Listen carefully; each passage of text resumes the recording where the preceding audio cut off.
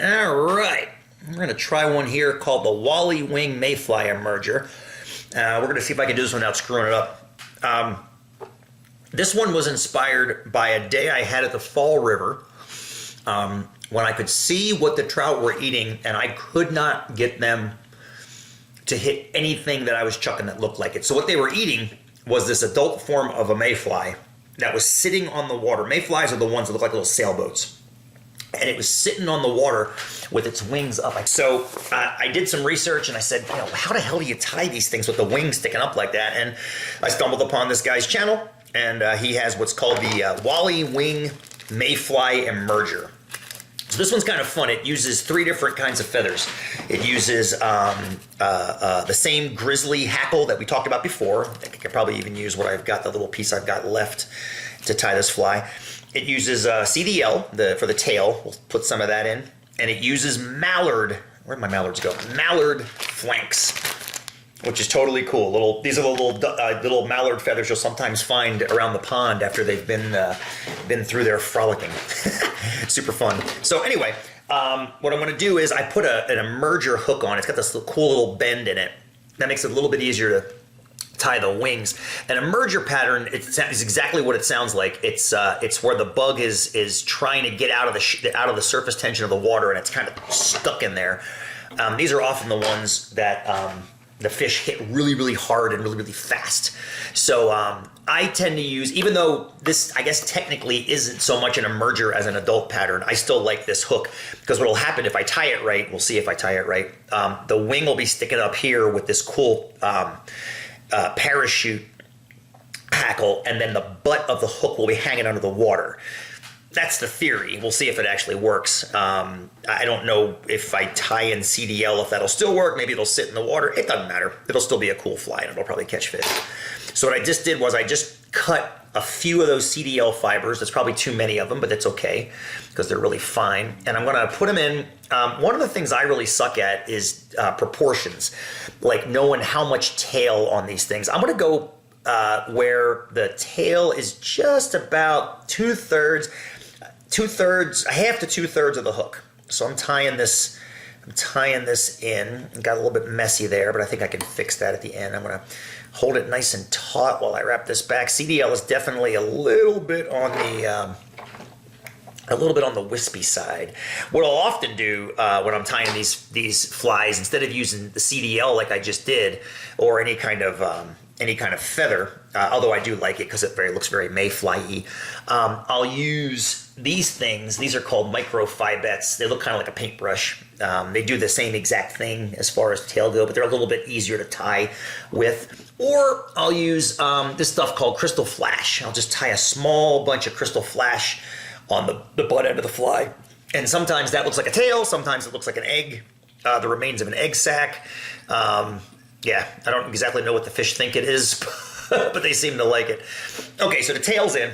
Now, here comes the fun part, and let's see if I can do this without screwing it up. I'm gonna grab a mallard feather that looks pretty good. That's a pretty good looking one right there. And I'm gonna kind of stroke it backwards, just like I did before with the saddle on that last feather, on that last fly, the wet fly, not the ant, but the royal coachman. And what I'm going to do, I'm trying to get it so that it's kind of hard for you to see, I bet, but I'm trying to get it so that I've got the same number of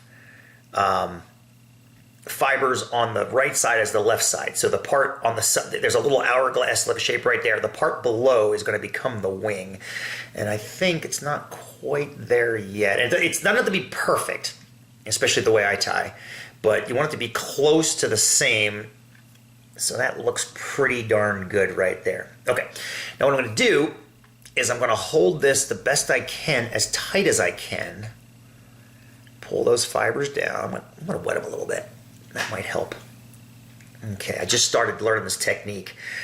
And then I'm going to hold those on the hook,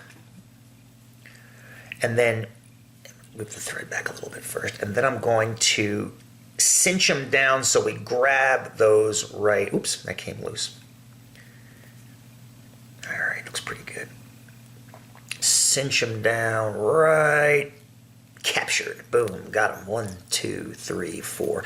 And do it a little bit. You were trying to, just get them on there so that they're on. And then I'm going to go under a little bit as well. I might come a little bit forward with this wrap. There we go. We really want to make sure that wing is attached and doesn't go too crazy. All right, now I'm going to snip off the back here. Okay. And now I'm going to transition. There's a bump there now between the back of that wing feather and the body of the fly. And this is usually where I use the magnifier to kind of help me.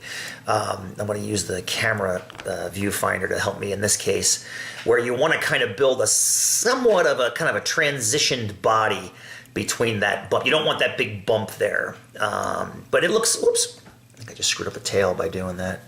I'll pull it back. That looks okay. Actually, it looks better now. It's V'd out like a Mayfly.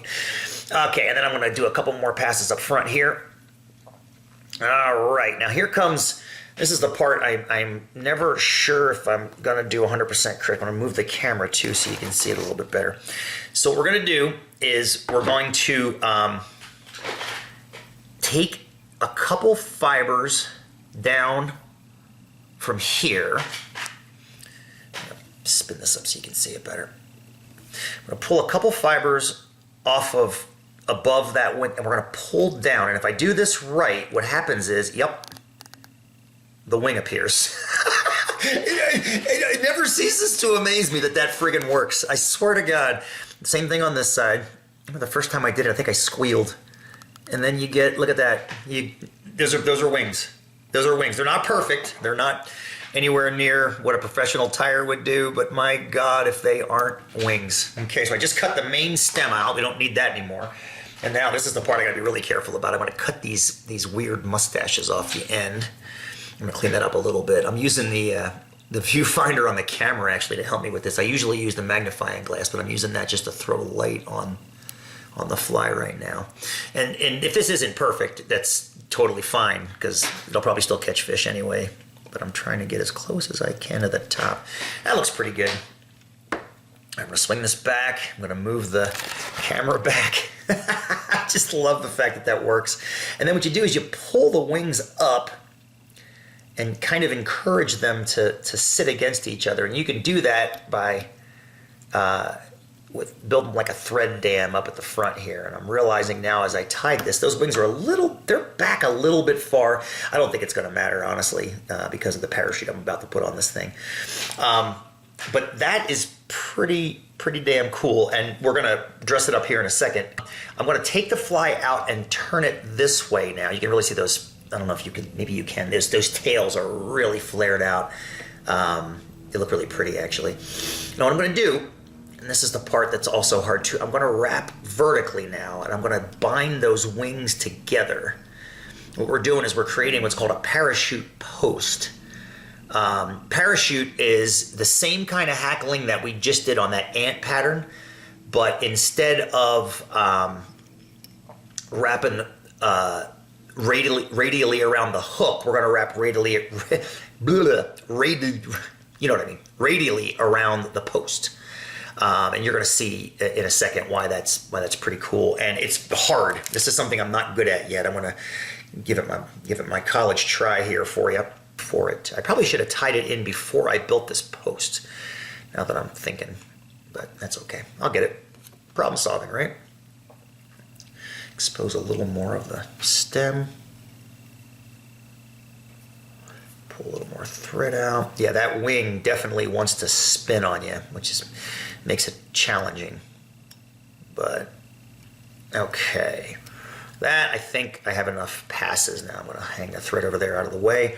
Okay, now, do I risk cutting that little tiny piece of feather? Yeah, did. Okay, now we just grab this and we spiral it around that parachute post. And this is where this is definitely where practice makes perfect, and I am not there yet. But every time you spiral it, what you're doing is you're creating kind of a cool umbrella, which is what's called the parachute in the parlance of fly tying. And now I did it like 3 times. I think that's probably going to be enough. Now the challenge is I have to get it whip finished, because that's the last ingredient for this fly, is that parachute. So now the trick is getting the thread around the fly's feathers. I think I got it. So that you maintain the parachute above the hook and don't unnecessarily, I think I got it actually. I think I did okay. And then I cut this tag end of this feather off. Yep, there we go. Okay, so it's looking pretty good so far. It's looking okay.